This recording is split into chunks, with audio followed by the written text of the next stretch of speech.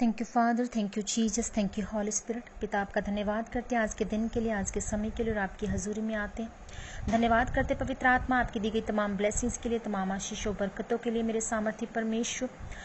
धन्यवाद करते प्रभु आज के वचन के लिए। आज का वचन मैं प्रार्थना करती प्रभु आपकी हजूरी में कि आज का वचन सुनने वालों के जीवनों में सोगुना सोगुना फलों को लेकर आए और कोई अंधकार की ताकत आज के वचन के फलों को चुराने न पाए। यीशु नाम से इस प्रार्थना को मांग लेते हैं, आमीन। प्रभु यीशु मसीह के जिंदा जलाली सामर्थ्य बड़े नाम में मैं पास्टर आशा आप सबको वेलकम करती हूँ परमेश्वर की हजूरी में और सबको जय मसीह की कहती हूँ। आज का हमारा वचन है कि अधीनगी जरूरी है। आपको क्या लगता है कि अगर आप खुद को मसीह कह रहे हैं पर आप परमेश्वर के अधीन नहीं है, आप परमेश्वर के द्वारा बताए गए उन वचनों के अधीन नहीं है, उन बातों में अधीन नहीं है, उन रिश्तों में अधीन नहीं है, तो आप परमेश्वर में आप बढ़ नहीं सकते और आप परमेश्वर के मसा को, परमेश्वर के उस सामर्थ्य को अपने जीवन में नहीं देख पाएंगे।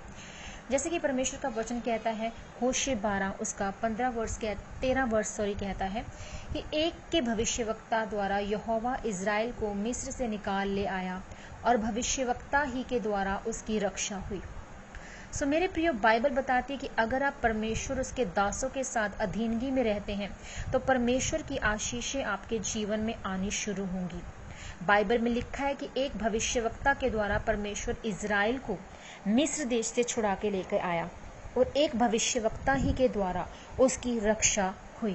Praise the lord. सो परमेश्वर खुद भी काम कर सकता है और वो चाहता है कि आप अधीनगी में रहें, इसलिए कि वो अपने दासों के द्वारा काम करता है।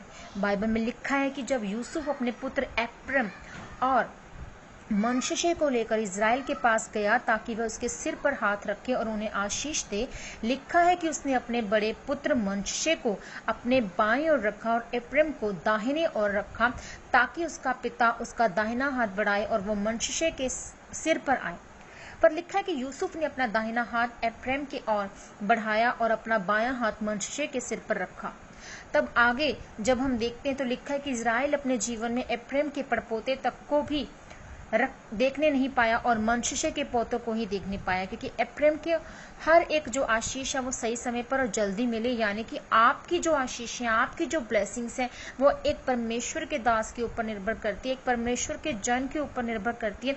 जब आप एक सही जगह पर होते हो, तो सही चर्च में होते हो, तो आपकी जो रफ्तार है परमेश्वर में बढ़ने की वो दूसरे मसीहियों से ज्यादा होगी। आप देखते हैं कि जब मूसा जो है वो यित्रो की लड़कियों को मिला, तब वो कुएं से जो है वो पानी भर रही थी। उनके पिता ने कहा कि आज तुम इतनी जल्दी कैसे आ गई? तो वो बताती है कि एक परमेश्वर के दास मूसा ने उनकी मदद की।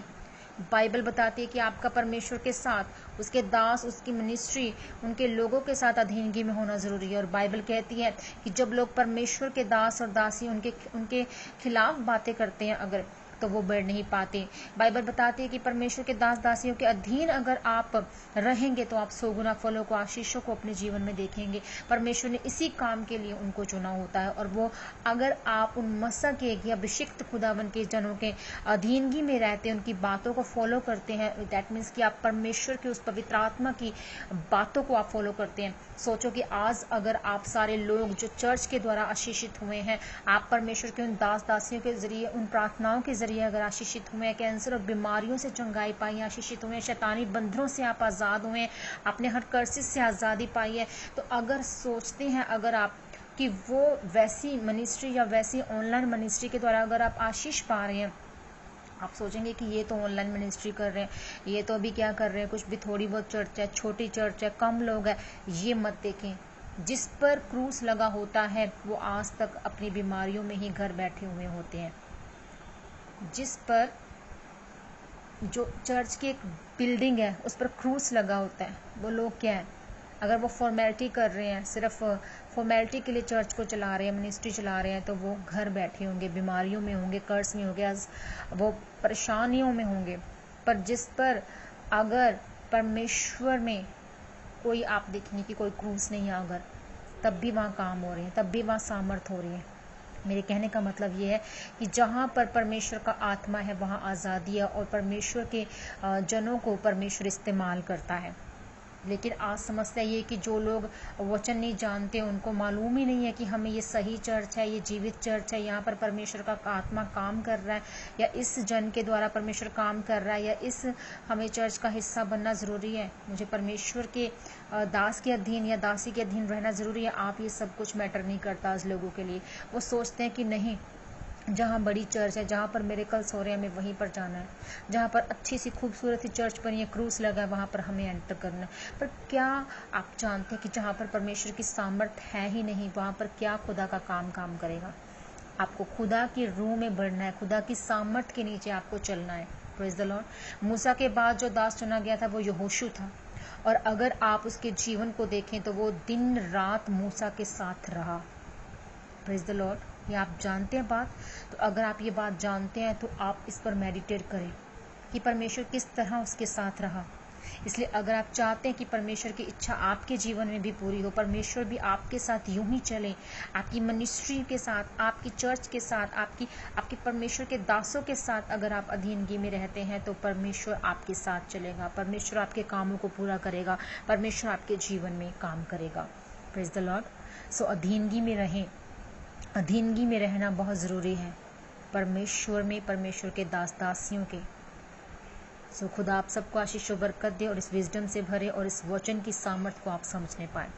खुदा आप सबको इस वचन के जरिए 100 गुना फलों को दे और आपके तमाम बंद रास्ते यीशु मसीह के नाम में खुले। आपके तमाम कर्सेस यीशु मसीह के सामर्थी नाम में वो बंधन टूट जाए इसी समय।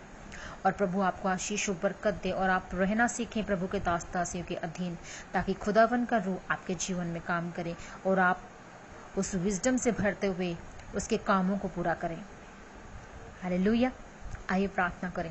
सर्वशक्तिमान परमेश्वर पिता, इस वचन के लिए प्रभु मैं आपका धन्यवाद करती हूँ, अंगीकार करती हूँ प्रभु कि आपके साथ, मैं आपके साथ, आपके वचन और आपके दास के साथ खुदावन हम हमेशा अधीनगी में रहेंगे। और जितने भी जन खुदावन जी खुदा के दास जो सच्चे सामर्थी दास दासी हैं उनके अधीन हैं, खुदावन आप उन्हें फलवंत करें और वो रहना सीखे इस अधीनगी में। प्रभु जी, प्रभु यीशु मसीहा, मैं आपके सामर्थी जिंदा बड़े नाम में एक एक जन को ब्लेस करते सुनने वाला आज के वचन को खुदावन जी तमाम रूहें खुदावन इसे ग्रहण करें, विजडम से भरे, तेरी सामर्थ से भरे, तेरे फजल से भरे मेरे सामर्थी खुदा, तेरी दया से भर जाए मेरे सामर्थी प्रभु। आप इनके जीवन में काम करें, इन्हें गुड न्यूज़ और गवाहियों के साथ खड़ा करें। यीशु मसीह के नाम में इस प्रार्थना को मांग लेते हैं। आमीन, आमीन, आमीन। प्रभु आप सबको आशीष और बरकत दे। God bless you all. जय मसीह की सभी को।